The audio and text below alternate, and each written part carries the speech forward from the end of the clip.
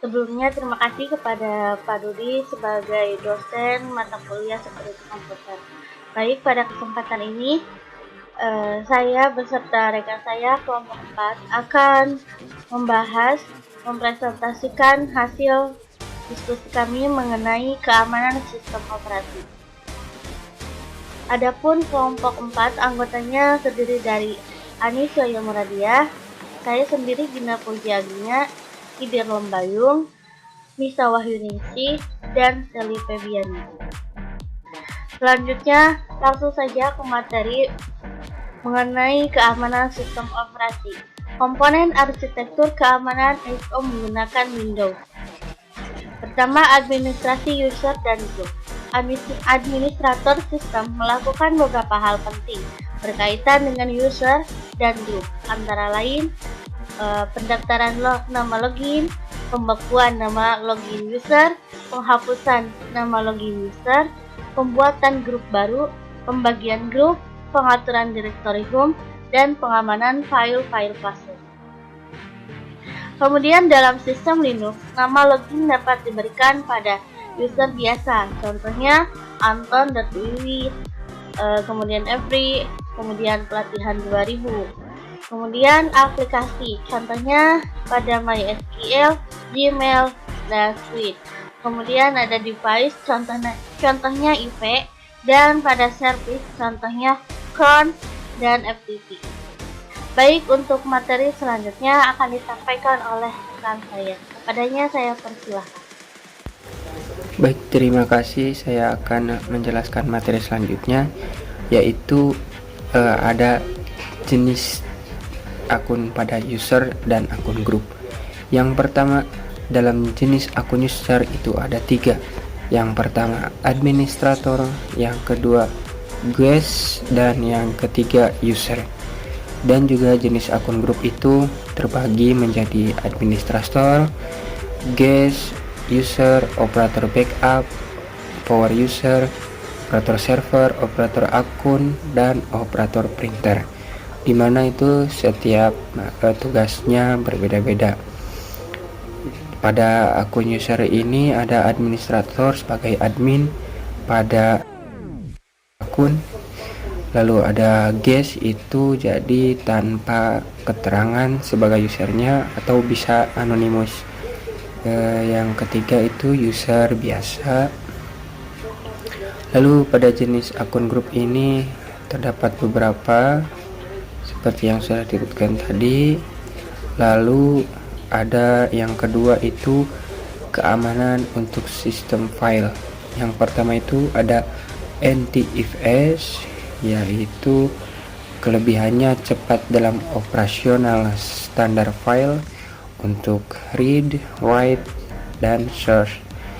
Dan terdapat sistem file recovery, access control, dan permission.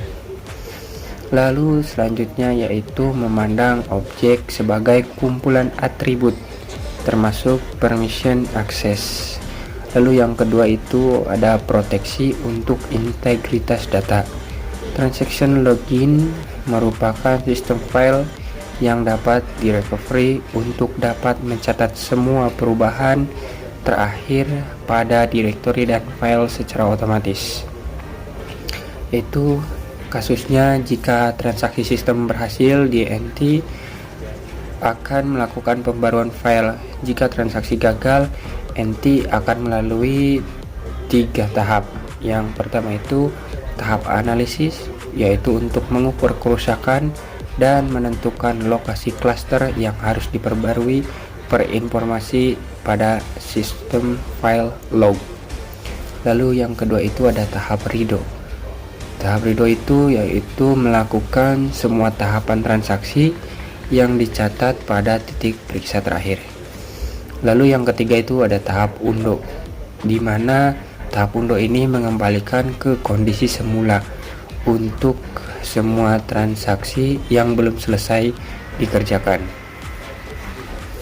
Selanjutnya yaitu ada sektor sparring, teknik dynamic data recovery yang hanya terdapat pada disk SCSI dengan cara memanfaatkan teknologi fault tolerant, volume, untuk membuat duplikat data dari sektor yang mengalami error, yaitu metodenya adalah dengan cara merekalkulasi dari stripe set weight parity atau dengan membaca sektor dari mirror drive dan menulis data tersebut ke sektor baru. Selanjutnya ada cluster remapping, yaitu jika ada kegagalan dalam transaksi input atau output pada disk, secara otomatis akan mencari cluster baru yang tidak rusak, lalu menandai alamat cluster mengandung bad sector tersebut. Yang lalu C adalah fault tolerance, yaitu kemampuan untuk menyediakan redundansi data secara real time yang akan memberikan tindakan penyelamatan bila terjadi kegagalan perangkat keras, korupsi perangkat lunak, atau kemungkinan masalah lainnya. Teknologinya, informasi redundan tentang data disimpan di sisa media tersebut. Kelebihan RAID adalah meningkatkan kinerja input dan output, meningkatkan reliabilitas media penyimpanan, dan juga ada dua bentuk fault tolerance, yaitu yang pertama disk mirroring atau RAID 1, meliputi penulisan data secara simultan kedua media penyimpanan yang secara fisik terpisah. Lalu yang kedua ada disk stripping dengan parity RAID 5. Data ini dituliskan dalam strip lewat satu array disk. Di dalam strip tersebut terdapat informasi parity yang dapat digunakan meregenerasi data apabila salah satu device dalam strip set mengalami kegagalan. Selanjutnya materi saya serahkan ke pemateri selanjutnya. Oke, di sini saya ingin melanjutkan materinya. 3. Model keamanan Windows NT dibuat dari beberapa komponen yang bekerja secara bersama-sama untuk memberikan keamanan logon dan akses control list atau ACL dalam NT. Yang pertama, LSA atau Local Security Authority menjamin user memiliki hak untuk mengakses sistem. Inti keamanan yang menciptakan akses token, mengadministrasi kebijakan keamanan lokal, dan memberikan layanan otentika user. Yang kedua, proses logon menerima permintaan logon dari user. Logon interaktif dan logon remote menanti masukkan user dan password yang benar, dibantu oleh Net Logon Service. Yang ketiga, Security Account Manager atau SAM, dikenal juga sebagai Directory Service Database, yang memelihara database untuk akun user dan memberikan layanan validasi untuk proses LSA. Yang keempat, Security Reference Monitor atau SRM, memeriksa status izin user dalam mengakses dan hak user untuk manipulasi objek serta membuat pesan-pesan audit.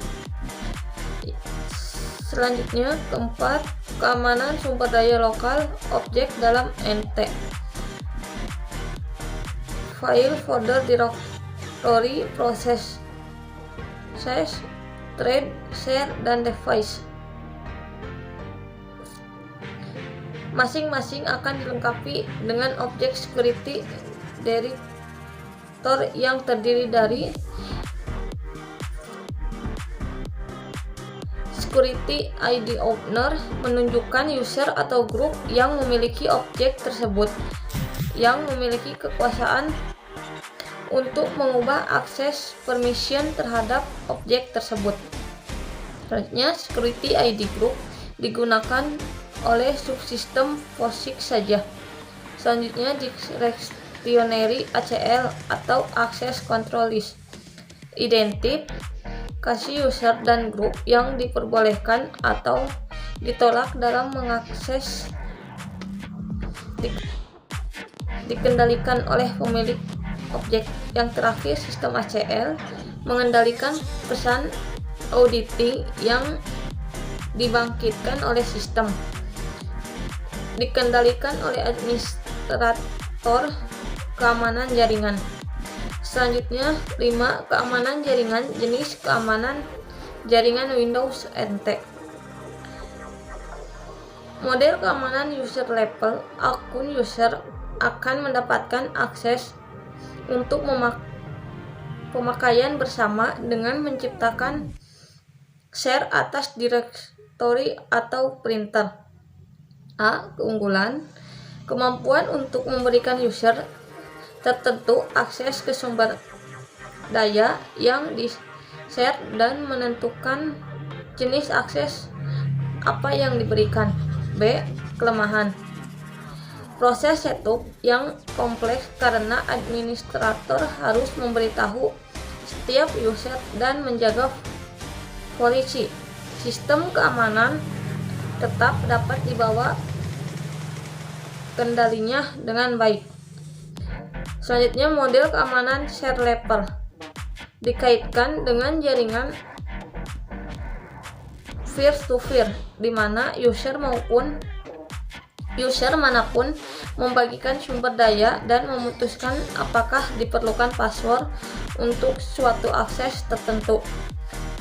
Keuntungannya, kesederhanaannya yang membuat keamanan share level tidak membutuhkan akun user untuk mendapatkan akses, sedangkan kelemahannya, sekali izin akses atau password diberikan, tidak ada kendala atas siap yang mengakses sumber daya.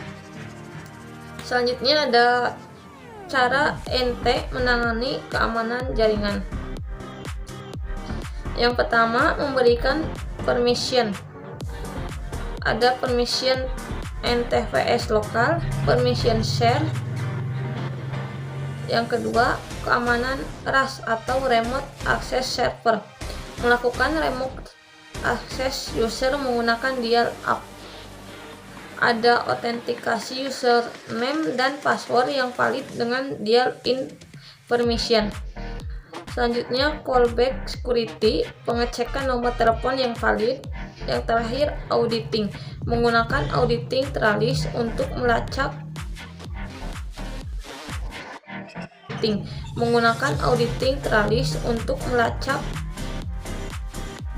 ke atau dari siapa, kapan user memiliki akses ke server, dan sumber daya apa yang diakses. Yang terakhir, 3. Pengamanan layanan internet. Ada firewall terbatas pada Internet Information Server (ISS) dan menginstal tambahan proxy seperti Microsoft Proxy Server. Selanjutnya, yang keempat, share administratif, memungkinkan administrator mendapatkan akses ke server Windows NT atau workstation melalui jaringan. Baik, terima kasih kepada pemateri sebelumnya. Di sini saya akan menjelaskan terkait keamanan pada printer dengan melakukan setting properties pada printer. Untuk menentukan sebuah permission full control, manage dokumen, dan print biasanya menggunakan permission default. Di antaranya, administrator merupakan full control, owner merupakan manage dokumen, dan user merupakan print. Untuk mengontrol print job terdiri dari setting waktu cetak, prioritas, notifikasi, dan set auditing information. Lalu ada keamanan registry tools yang disediakan dalam pengaksesan registry. Sistem policy editor yaitu mengontrol akses terhadap registry editor, memungkinkan administrator mengedit dan memodifikasi value tertentu dalam registry, dan berbasis grafis. Registry editor atau regedit 32.exe tools untuk melakukan edit dan modifikasi value dalam registry. Lalu ada Windows NT Diagnosis yaitu WinSMD.exe, memungkinkan user untuk melihat setting, isi registry, dan value-nya tanpa harus masuk registry dari editor sendiri. Lalu ada tools backup untuk registry, yaitu regbackup.exe memanfaatkan command line remote session untuk membackup registry. Lalu ada ntbackup.exe untuk otomatisasi backup hanya pada tab drive, termasuk sebuah copy dari file backup registry. Lalu ada emergency repair disk atau rdisk.exe membackup hype system dan software dalam registry. Lalu 8 ada audit dan pencatatan log. Pencatatan logout atau login dan log off termasuk pencatatan dalam multi entry login. Lalu ada object access, yaitu pencatatan akses objek dan file. Lalu ada privilege use, pencatatan pemakaian hak user, akun manajemen atau manajemen user dan grup. Lalu ada policy change, pencatatan perubahan, kebijakan dan keamanan.